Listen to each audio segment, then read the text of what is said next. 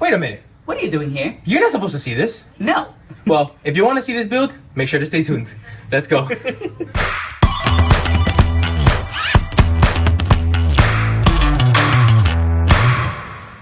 Thank you for joining us at another build. Before we begin, we wanted to give Craig Tools a huge thank you for sponsoring this build. They were kind enough to send us their adaptive cutting system to use in this build, and you will see it throughout the entire video. This kit was essential for this build, but more on that later. If you have been here long enough, you may already know that we tend to get in a bit over our head. So, we decided to build a dining set. Why? We don't know. But that's exactly what we did. From the moment my husband and I suddenly fell in love with woodworking, we have spent hundreds of hours watching YouTube videos of other people building dining sets and all the work it entails. But instead of being normal and letting this scare us away, we decided to take on the challenge. So, here we are. When we were designing this table, we knew we wanted to build something more modern and sleek while still keeping it warm and cozy. Now, the big question was, how would we make that happen? Well, first, we started by choosing which wood we would use. We wanted a light tone hardwood that would be long lasting for everyday use. In our last woodworking project, we used ambrosia maple to build a beautiful entryway console table, and we enjoyed it so much that we decided to make this set out of hard maple. To start off, we cut all the wood down to rough measurements. We always cut it down bigger than needed so we have room to play with during the milling process. Honestly, we would never recommend cutting the wood down to exact measurements before going through the entire milling process. So, our table saw is the first machine that every piece of wood in our shop touches when starting a build. If this is your first time here, we want to welcome you and start off by saying that this is not your typical YouTube channel where you see a build go perfectly smooth without a single hiccup or setback. We always highlight our mistakes to help you avoid them, and because, quite frankly, they're kind of funny. So, with this, 10 minutes into our build, we realized we did not have enough wood, causing my husband to begin hyperventilating. And if you know him, you know this is true. Since this table was fully customized by us, we adjusted a few measurements and were able to keep the project going without having to go purchase more wood. In recent videos, we have received negative feedback because we always try to figure it out before having to start all over. We feel that is the best thing you can do to make the best case out of a bad scenario. It's what's worked for us so far, and honestly, we have no plans on changing it anytime soon. With this being the biggest build yet, we labeled all of our pieces as we cut them down.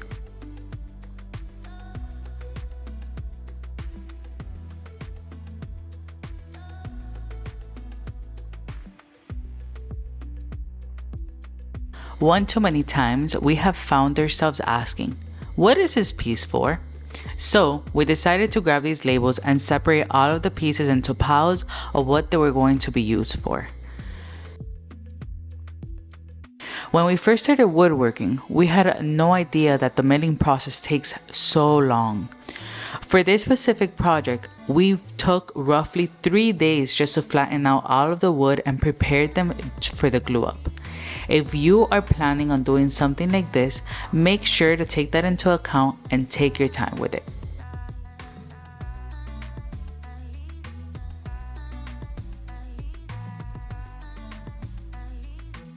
Even though we are completely grateful with all we have, due to our limited space, we find ourselves having to try different techniques to achieve similar results. Why do I say limited space? Make sure to see the video linked above where we got a whole oak tree and milled it in our garage.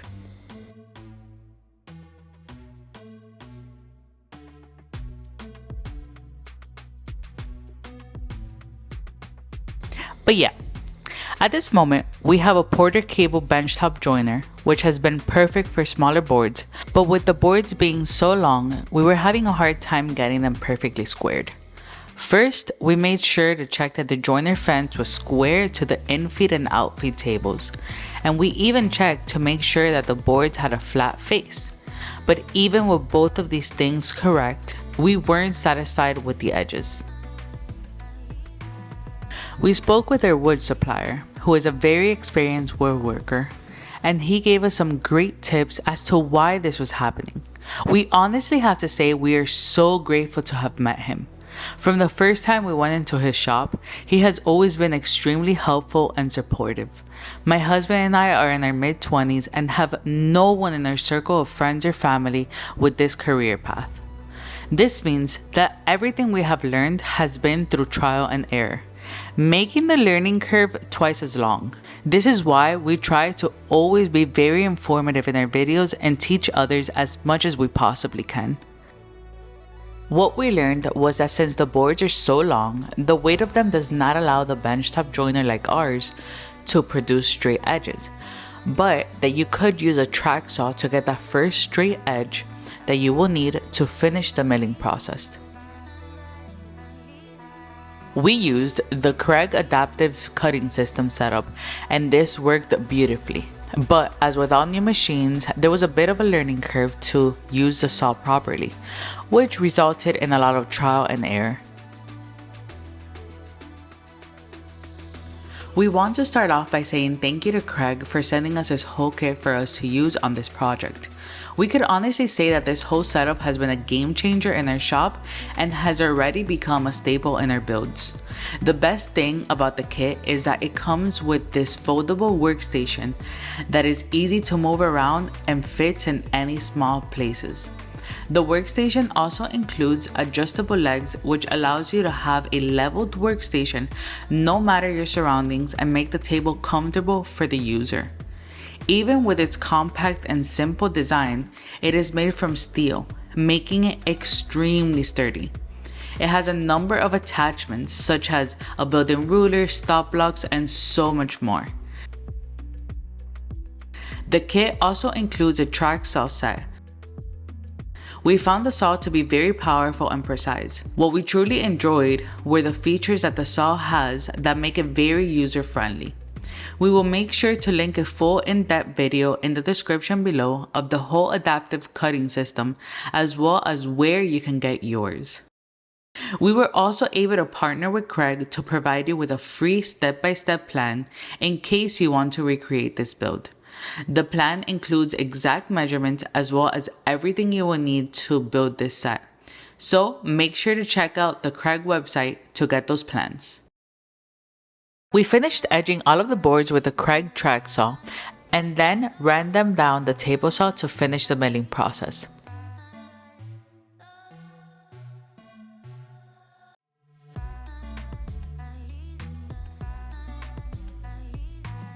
Since we were limited with space and this project was so big, we decided to first glue up the smaller pieces of the build, such as the benches and the table legs, and leave the tabletop for last.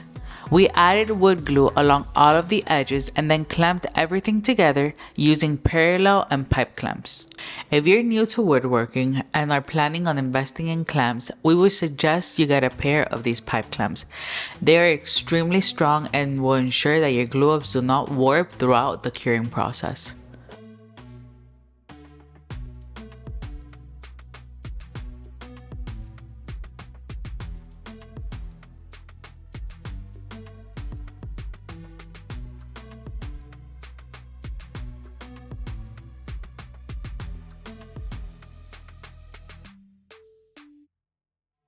Something to keep in mind is to always dry test your boards next to each other before doing the actual glue up. This makes the glue up process less stressful and easier because you can choose which grains look best next to each other. We also like to label them to know later on which boards go together and in what order. We recommend doing this because once you add the glue, you will need to act quickly so the wood glue does not dry.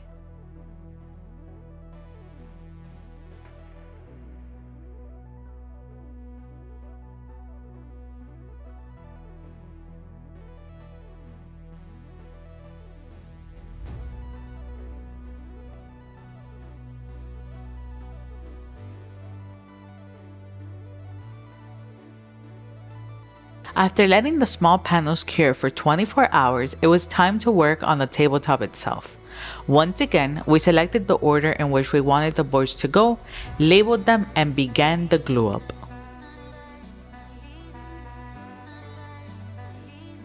Since we always like to be honest and vulnerable on our channel, let us take you along one of the biggest frustrations we had. Remember that track saw learning curve we mentioned earlier? Well, after letting the panels cure for 24 hours, we unclamped everything, and we were not satisfied with how the panels looked. We knew we could do a better job since the connections of the board were not seamless and to our liking. Even though we knew this meant moving our deadline, we decided to cut the panels down to individual boards and start all over.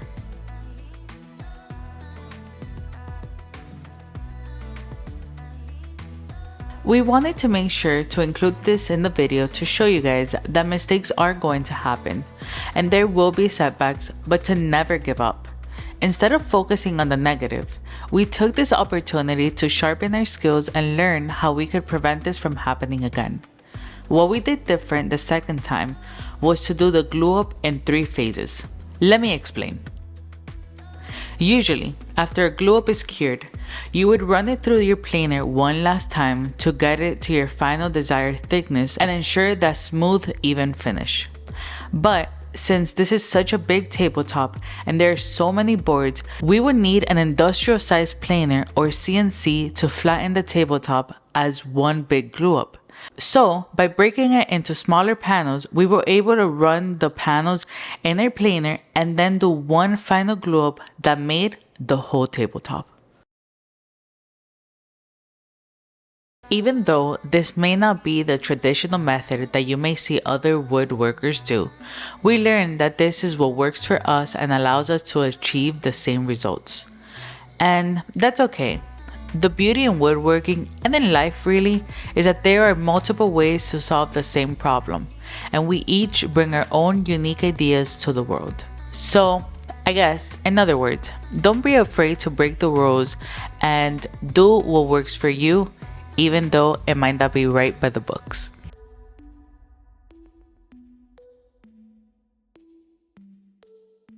Once the tabletop was fully cured, it was very important to prevent it from warping. This is a very big problem in the woodworking world, and with the Florida weather, we wanted to do everything possible to ensure this would not happen. This meant that the moment we unclamped the tabletop, we had to install C-channels, but we've never done that before. So we went straight in and practiced on the tabletop. Haha, just kidding. You know to never do that. While the tabletop was drying, we tested multiple C-channels templates on scrap wood to ensure that we had it perfect for when the time came. We started off by cutting the table down to its final size and then began calculating where the C-channels would go. We created this simple jig using some MDF scraps to use with a router to make the C-channel guide rails. We will make sure to link some videos down below that will help with this process more in depth.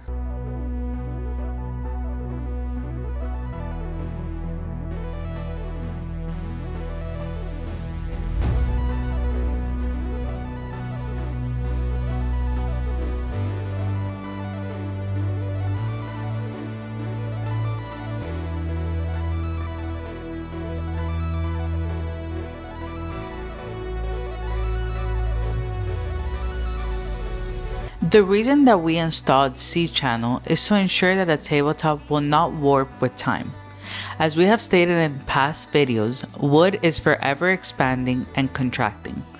Since this dining table has more of a modern design and will not have any aprons installed, the C-channels serve as an extra support that the wood will need to withstand the test of time.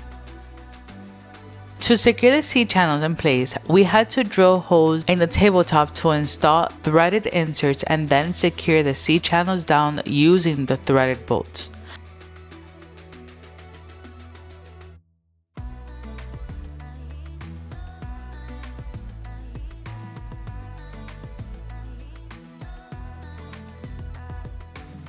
As always, we will make sure to add this and all of the products we use on our Amazon storefront, so make sure to check that out if you decide to recreate.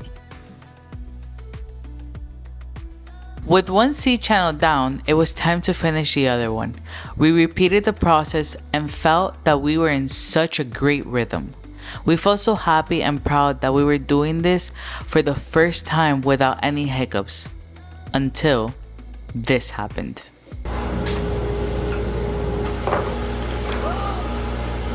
No. What happened? Baby, what happened? I did not. How? On all of them? No, baby, no. No. How? That's not even pot. Why? Why? That's not possible. That's not possible. Well, baby, it's possible because it's there. I can't believe this happened. Yeah, so now we had a hole in our tabletop. We were in such disbelief. But when we noticed how it happened, we saw it was definitely a rookie mistake. We always put tape on our drill bit to ensure this does not happen. What happened was that the tape moved along the way and we did not notice. What we learned from this was to always check the tape before each use to ensure it has not moved from its original spot. We decided to install the C channels anyways, while we brainstormed how we would cover the hole and begin working on the benches and table legs. We wanted to create a box joint design for both the table legs and the benches to keep the modern / minimalistic theme going.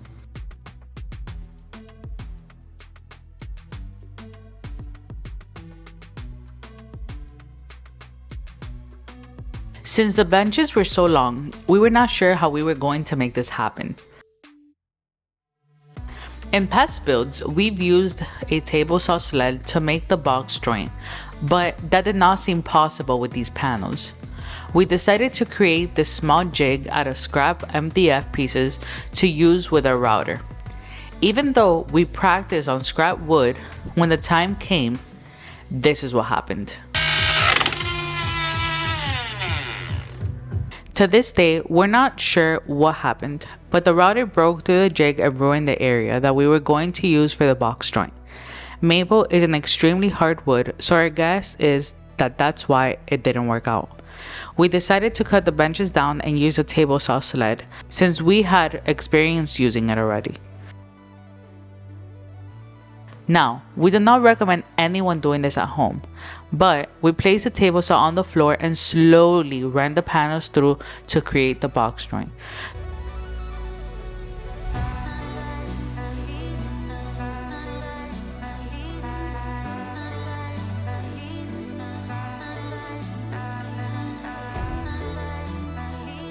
The reason we do not recommend this was because the panels were extremely heavy and hard to maneuver. But let's see how it looks. Whoop, whoop, whoop, whoop. It's on whoop, whoop, whoop, whoop. Whoop, whoop, whoop, whoop, whoop, whoop, whoop. Seeing that the technique worked, we began creating the rest of the box joint connections for the benches and began working on the table legs as well.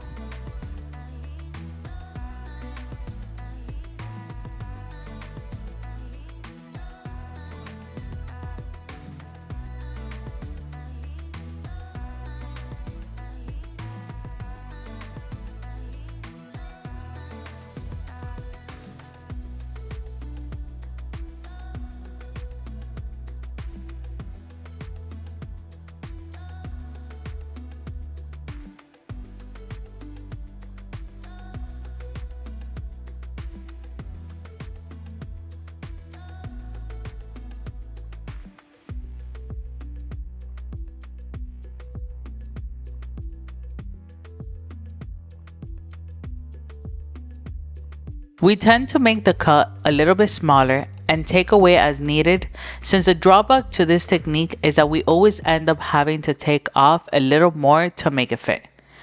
What we like to do is place the two adjoining panels together and take away a little from both panels wherever the connections need it to ensure it stays centered and flush on the edges.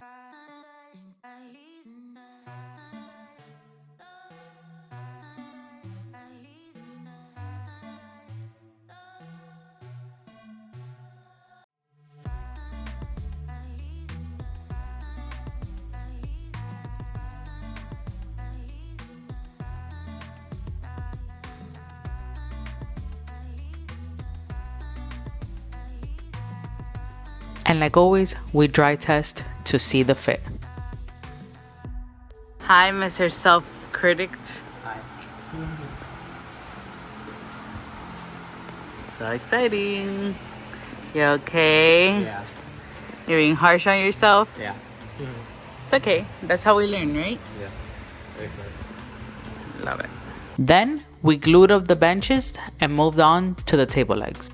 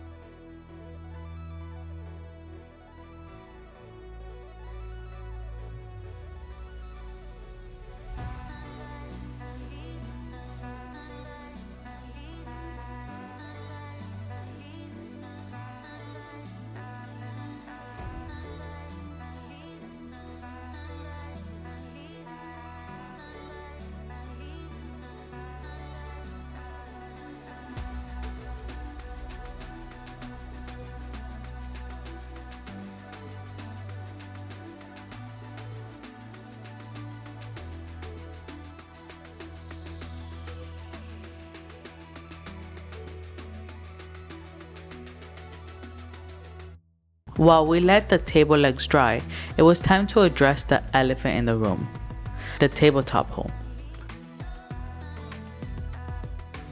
Before this, we started off by cutting the tabletop down to its final dimensions using our track saw.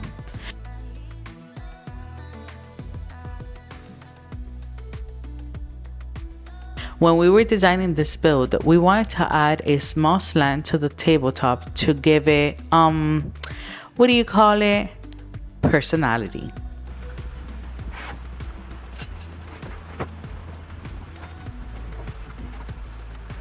To do this, we set our track saw to a 22-degree angle and ran it through all of the edges of the tabletop.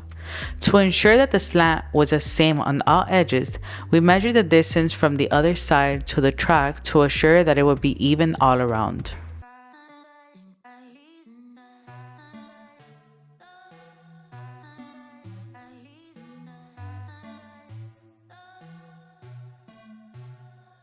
Time to tackle what we've been avoiding. We purchased this plug cutter from Home Depot with the aspirations of cutting a dowel from some of the scrap wood that matched the tabletop and using that to fill the hole. We won't bore you with the many failed attempts. Let's just say that it didn't work out. We noticed that the dowel had a ring of glue around it that was extremely noticeable and an eyesore. And there was nothing subtle about it. We were so frustrated that we even considered cutting that part of the table off. Then we said, screw it. So what do you do when you're desperate? You do something super complicated that you have never done before. We decided to add a bow tie. This seemed like the only way out, so we took the risk. It could not get much worse than what we already had.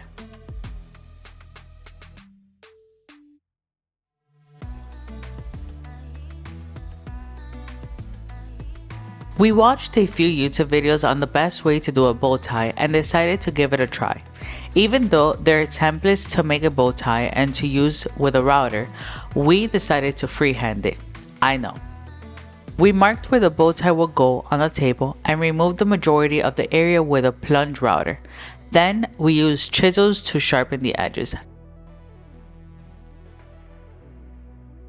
And ta-da, we had a bow tie.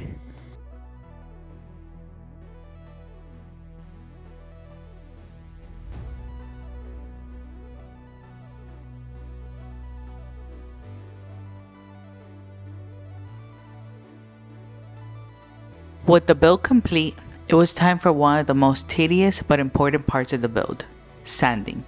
It took us about 4 full days to sand every piece of wood for this set. As we have previously mentioned, we first start with 60 grit sandpaper and work our way up to 150 grit sandpaper. We always make sure to water pop the wood in between to ensure the smoothest finish. A little tip from us to you is to take the sander very slowly and allow the sander to do the job for you. We also like to mark the wood with pencil to make sure that we get an even finish all throughout.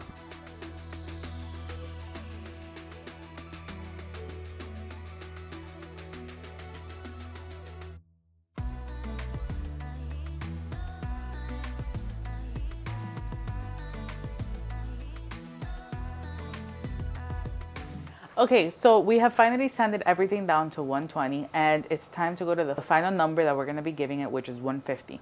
We are giving it 150 because the Rubio Monocle, which is the finish that we use, recommends to leave it at 150 so the furniture still has enough pores to suck in and absorb the sealer. So that is why we're leaving it at 150. We have been sanding for days now, as you guys have seen the outfit changes. But right now, what we're going to be doing, and why I look a little bit bright, is because this last hand of sanding that we're going to be giving, we are going to be doing it under very, very bright light. The reason why we do this and we like to put a lot of bright light is because sometimes to the simple eye, you don't see that there might be scratches underneath. So we want to do this. We're going to take it very slow and just make sure that this last coat, when we finish it, there's no imperfections or anything left behind. So let's show you guys the light that we have, and yeah, hopefully today and tomorrow are our last day sanding because we've been sanding for over a week already. So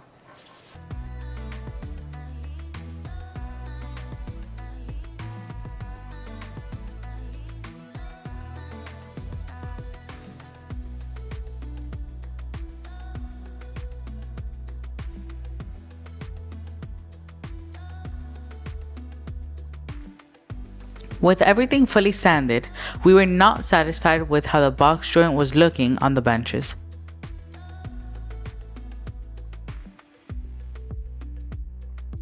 So we did the unthinkable and cut them down to start all over. We hope this serves as a lesson to never settle. These benches were completely done at this point, but if they're not up to your standards, don't be afraid to start again. We promise you won't regret it.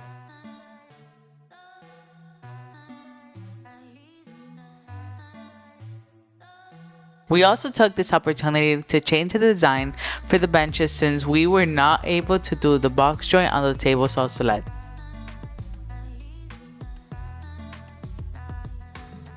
We opted to go with a different design that would complement the table.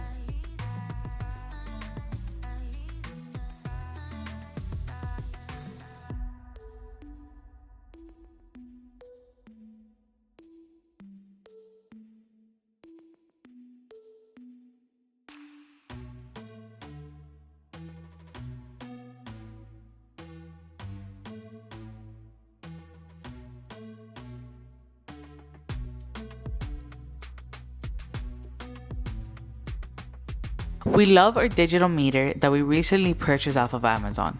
This has been a game changer. It allows you to get precise measurements of thickness and separation. We would definitely recommend investing in one and having it in your shop if you do this often.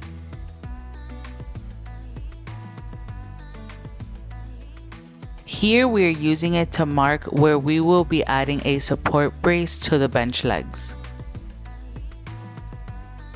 The table saw did work perfectly for this since the panel is shorter.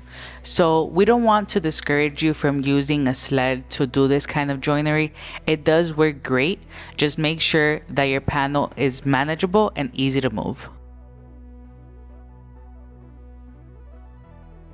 We placed the legs and support brace and clamped it down. Make sure to use a square to make sure that your legs are straight and aligned.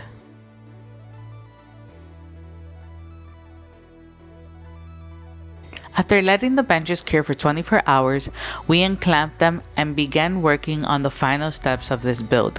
Finally, it was time for the attachments of the table legs. To do this, we placed the legs on the table and drilled pilot holes through the legs into the table to know where we would install our threaded inserts. We then added the threaded inserts into the tabletop and opened a recessed hole on the leg for where the screw would sit when installed.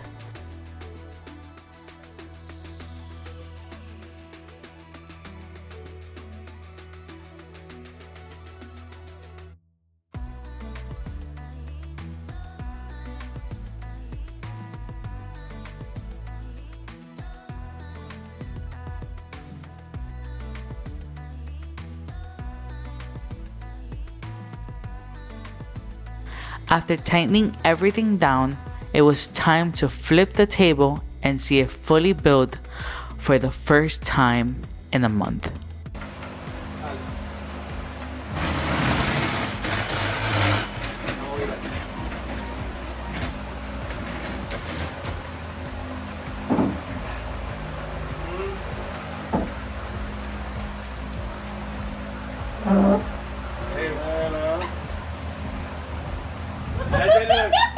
How does it look?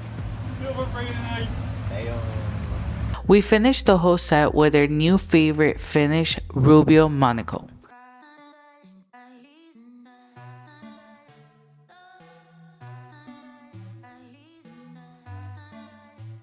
This finish is basically a wipe on, wipe off application, meaning that once you cover the entire piece with the finish, you let it sit for 5 minutes and then wipe off any excess that the wood did not soak.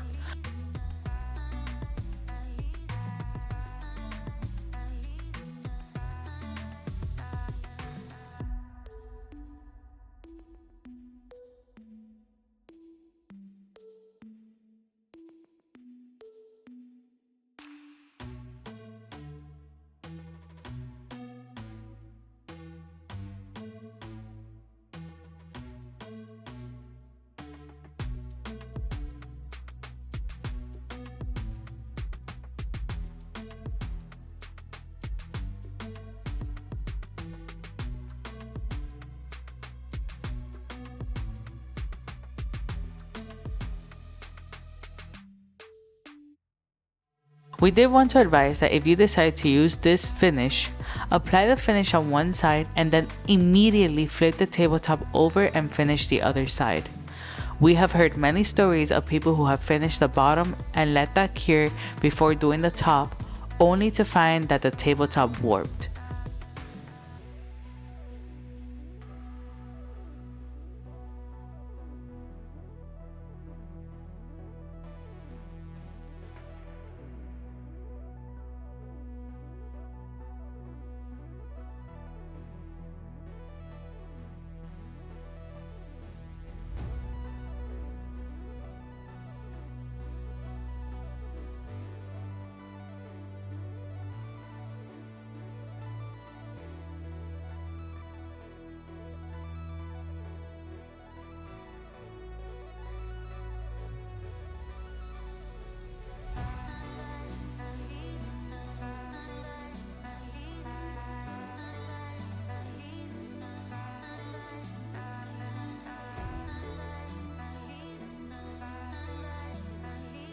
After letting everything cure for 24 hours, we brought everything inside to our multi-use room to let it cure in a dust-free environment.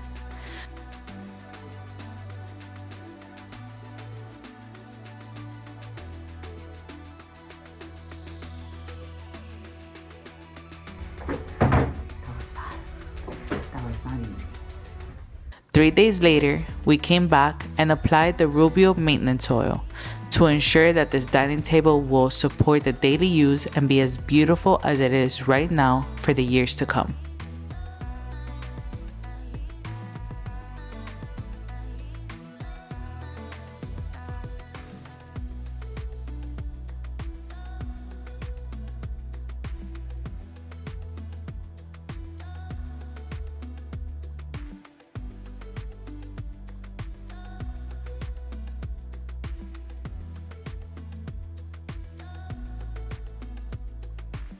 Once the Rubio maintenance oil cured for 7 days, we rebuilt the table and could call this build done.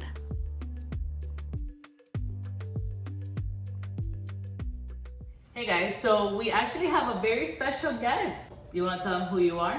My name is Justin. I'm 11 years old, and I'm a beer in this channel. And you want to tell them who are you? Whose brother are you? And I'm his brother, Tata. Yeah. Who's Tata? Here. What's up, bud? What's up? You're helping us out here? Yes. Yeah, do you like the table? Yes. Do you approve? Yes. Awesome. I approve this work. You put the legs? Yes. Let's do it. Let's do it.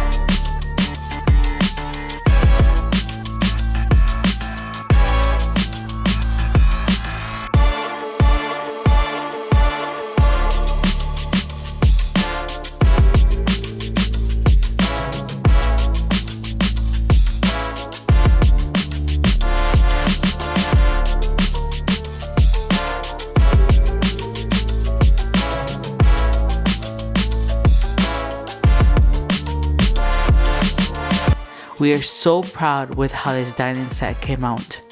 The sleek edges combined with the warm tones of solid hard maple make this the perfect dining table for any home. We will be listing this item for sale on our website, so make sure to check that out if you're interested in adding this to your space. To see if this table is actually pretty strong. This is a 10 out of 10. It's pretty strong and very effective. You like it? We love it. Awesome. So, we did it. We did it. You like it? You like so, it? what should we tell our audience? We should tell the audience, make sure you like and subscribe to their channel and hit the notifying bell whatever a new video loads up.